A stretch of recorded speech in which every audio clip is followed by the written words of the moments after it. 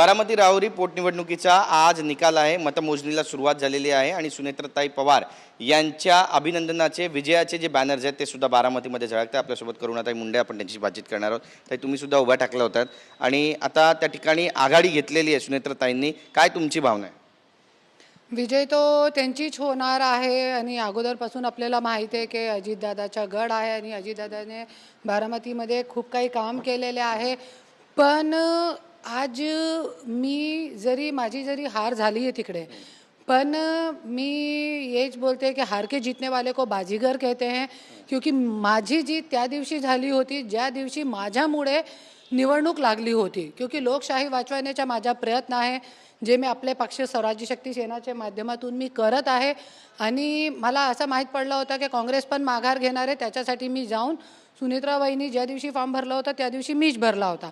तो त्या दिवशी माझी जीत झाली होती, विजय झाली होती. की आज कुठेतरी जिथे बिनविरोध होणार होती निवडणूक, आज माझ्यामुळे निवडणूक लागली. जे जनताचा कौल आहे ते आपल्याला मान्य आहे आणि आपण आदर करतो जनताचे कौलचा. आणि सुनेत्राबाईंची विजय झालेली आहे, त्यांना मी खूप लाख शुभेच्छा देते आणि अशी अपेक्षा करते की त्या आता पब्लिकमध्ये निवडून आलेली आमदार आहे आणि उपमुख्यमंत्री पण आहे त्या, आणि एक पार्टीची अध्यक्षा पण आहे त्याच्यासाठी, आणि एक महिला आहे त्याचा मला गर्व आहे. आणि मी हेच त्यांना हात जोडून विनंती करणार की आज महाराष्ट्रामध्ये जे महिलांची अवस्था आहे, काल तुम्ही बघितलेलं आहे की एक मुलगीवरती लैंगिक अत्याचार करून तिला मारण्यात आलेला आहे.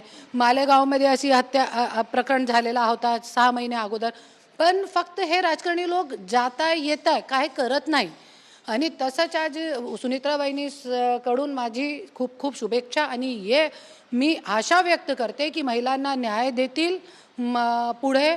आणि सर्वप्रथम अजितदादाला न्याय देण्याचा प्रयत्न सुनेत्राबाईंनी तुम्हाला करायला पाहिजे अशी माझी अपेक्षा आहे. ताई, पण तुम्ही पण निवडणूक लढवली होती. हा तुमचा अनुभव एकंदरीत कसा होता? कारण सुरुवातीपासून बोललं जात होतं की दादांच्या जागी पोटनिवडणूक होते, त्यामुळे सुनेत्रताई यांचं पारडं जड आहे, त्यांना जास्तीत जास्त मतदान त्या ठिकाणी बारामतीकर करतील. पण तुम्ही पण निर्णय घेतला होता की त्या ठिकाणावर निवडणूक लढवणार? निवडणूक माझ्या लढण्याचा फक्त एकच उद्देश होता की लोकशाही वाचवायची आहे. क्योंकि मी तिकडची नाही आहे आणि ज्या दिवशी मी फॉर्म भरलेला आहे त्या दिवशी मी पहिल्यांदा बारामतीमध्ये गेली होती. तो माझं हेच उम्मीद होती की जरी मी नाही जिंकली तर दुसरा कोणी ज्यांना खरोखर जिंकायचं आहे तो दुसरा कोणी जरी जिंकला तो खूप बरं होईल. पण असं नाही झाला. मला सोडून सगळ्यांनी त्यांना पाठिंबा दिला आणि कोणीही चुनाव लढला नाही. आणि मी तो फक्त पहली बार और आखरी बार तभी गई थी जब मैंने फॉर्म भरा था. त्याचे नंतर मी कधी गेली नाही आणि मी एक पर्चासुद्धा तिकडे वाटप केला नाही. क्योंकि मी जिंकणार नाही आहे हे मला माहीत होतं. क्योंकि मी तिकडची नाही आहे, मी काय काम नाही केला, मी पहिल्यांदा गेली होती. तो माझा हेच उद्देश होता की जरी लोकांना खरंच काहीतरी वेगळा पाहिजे आणि आज महाराष्ट्राची जी परिस्थिती आहे ते बदलायचं आहे, ते कोणी जरी नवीन व्यक्ती आला आणि निवडून येतोय तो खूप महाराष्ट्रासाठी चांगली गोष्ट होती. पण लोकांना तेच पाहिजे तो तेच सही. तुम्ही जिथे गेला नाही तिथे पर्चासुद्धा तुम्ही वाटला नाही असं तुम्ही म्हणतायत, पण तरी देखील लोकांनी काही मतं तुम्हाला दिलेली आहेत. 15 ते 20 मतं तुम्हाला मिळाल्याचा अंदाज आतापर्यंत आहे. संध्याकाळपर्यंत ही काउंटिंग सुरू असणार आहे. किती मतं तुम्हाला मिळतील असा विश्वास आहे?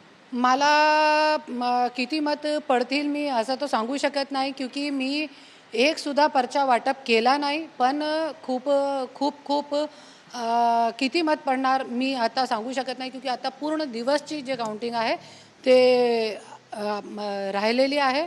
तो आपण संध्याकाळी या गोष्टीवरती बोलू. 5 राज्यांचं पण निवडणुकांचे जे निकाल आहेत ते आता कल हाती येऊ लागलेले. मग पश्चिम बंगाल असू द्या, पुडुचेरी असू द्या, केरळ असू द्या, तामिळनाडू असू द्या किंवा मग इतर ठिकाणचे असू द्या, आसामचे असू द्या, कसं पाहता एकंदरीत या सगळ्यांकडे? कुणाचा विजय होईल आणि भाजप पश्चिम बंगालमध्ये मुसंडी मारते असं चित्र तुम्हाला दिसतंय?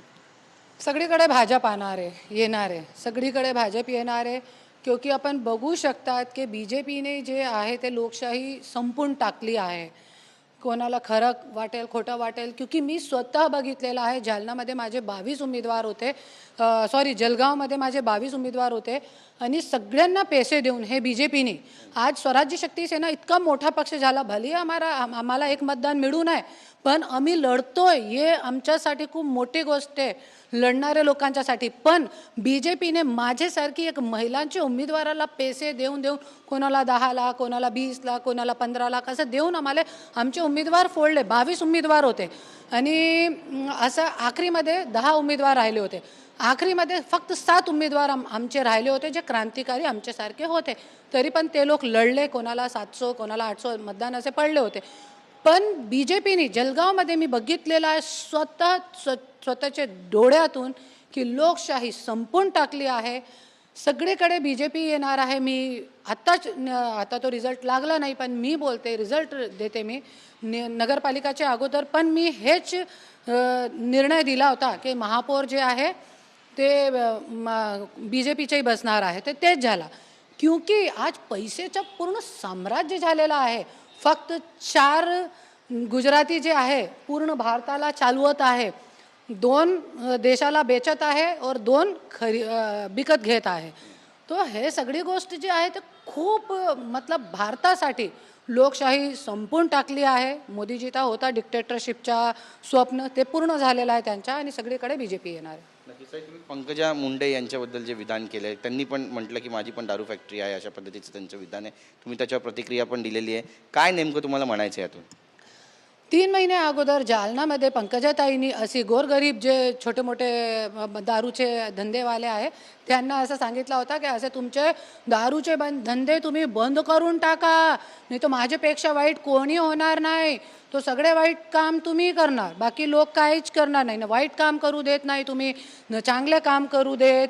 दूधची फॅक्टरी तुम्ही चालू देत नाही. ते रोडचे काम जरी कोणी केले त्यांचे तुम्ही बिल देत नाही. शेतकरी लोकांचे जे गन्ना आहे आपले OBC समाजाचे जास्त की शेतकरी लोकांच्या गन्ना जे घरामध्ये आहे, क्योंकि OBC आणि मराठाचा वाद तुम्ही पेटून त्याच्यावरती तुम्ही राजकारण करून तुम्ही निवडून येत आहे. आणि आज पंकजाताईंनी 2 महिने अगोदर पहिले सांगितलं होतं की कोणीही असा वाईट गोष्टीचा धंदा करू नये, दारू वारू हे ते सगळी गोष्टी. आणि काल त्यांनी त्यांच्या भाषणामध्ये सांगितलं की माझी स्वतः दारूची फॅक्टरी आहे आणि दारूची सुगंध पण सुद्धा मी घेत नाही.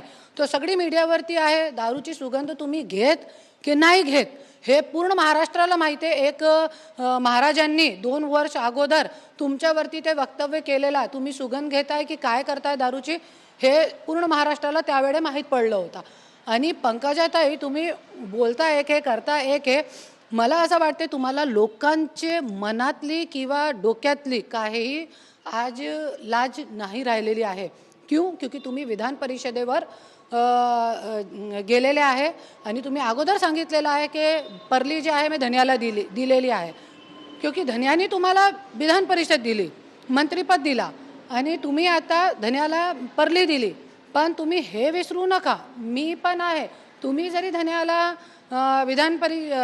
परली दिली, पण मी पण आहे. नवरा वर्सेस बायको एकदा चुकून झालेला आहे, पण पुढे परलीची जनता जे आहे 100% मला निवडून देणार आहे. 2029मध्ये नवरा वर्सेस बायको हे दोघांचे मुळेच होणार आहे.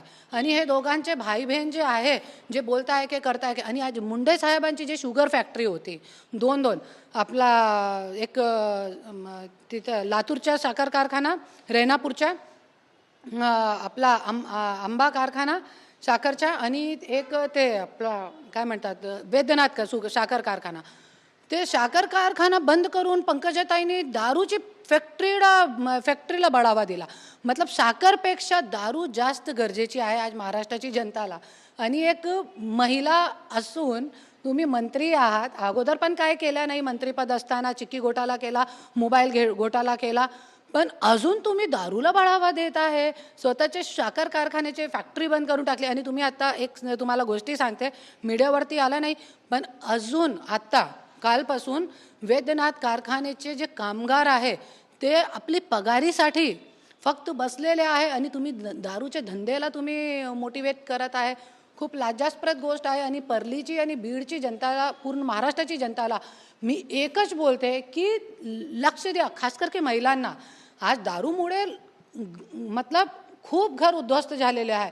खूप काही आपली आई बहिणींच्या जे सुहाग आहे ते उद्ध्वस्त झालेलं आहे. तरी पण आज साखर कारखाने हे नेता लोकांचे, मंत्री लोकांचे, शिक्षण संस्था आहे ह्यांची, हॉस्पिटल ह्यांचे, आता दारूची फॅक्टरी आणि कला केंद्र पण ह्यांचेच. तो कुठे जनता जाणार? आणि तुम्ही असंच BJPचे जोरावर पैसे घेऊन मतदान करणार? लोकांना मी एकच बोलते, तो लोकशाही संपली आहे. असंच आपले मुलांना दारूमध्ये जाऊन मृत्युमुखी होत बघा, किंवा जसे बलात्कार झालेला आहे ते कुठे ना कुठे दारू पिऊन केलेला असेल ना. तो हे सगळी गोष्टी जे आहे लोकांना बघण्यासारखी आहे. आणि असे लोकांना मंत्रिपदामध्ये ठेवतोय आपले देवेंद्र फडणवीस साहेब, हे खूप लाजास्पद गोष्ट आहे. पुण्यामध्ये भोरमध्ये आपण पाहिलं, नरसापूर इथे 4 वर्ष चिमुरडीवर अत्याचार झाला. यानंतर नराधमाला कोर्टात हजर करण्यात आलं. लोकही रस्त्यावर उतरलेली आहेत. मुख्यमंत्री म्हणतायत की फाशीची शिक्षा देऊ नराधमाला. कसं पाहता एकंदरीतच? मुख्यमंत्री फक्त बोलत आहे आणि त्यांना असं वाटतंय जरी आपण त्यांना प्रश्न विचारला तो ते अपराध आहे. आणि तुम्ही बघू शकता हे अगोदर पहिल्यांदा झालेला नाही आहे. हर 3 महिन्यामध्ये, हर महिन्यामध्ये एक छोटी चिमुकलीच्या असं लैंगिक शोषण होतोय, ज्याची वय 2-3 वर्ष 4 वर्ष, इतकी लहान मुलगीवरती अत्याचार होतोय. कशाला होतोय? फक्त हे राजकारणी लोक अशी गोष्टीवरती राजकारण करताय आणि निघून जात आहे. 1 महिने 15 दिन मीडियावरती चालतोय आणि त्यानंतर सगळे गप्प होत आहे. आज मालेगावमध्ये काय झालं होतं, तसंच प्रकरण झालं होतं. 5 वर्षाची चिमुकली होती ती.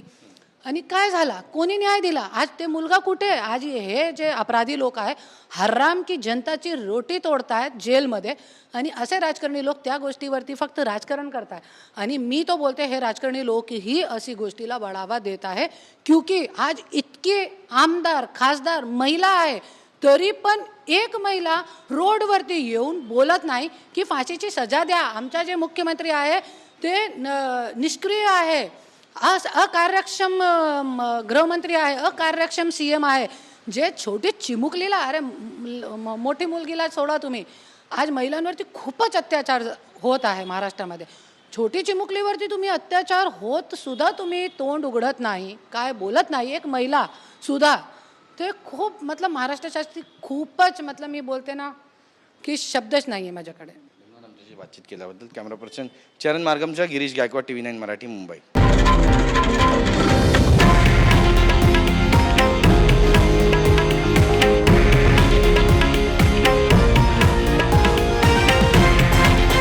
हे आहे देशातील नंबर 1 न्यूज नेटवर्क आणि आपण पाहत आहात TV9 मराठी, एकमेव.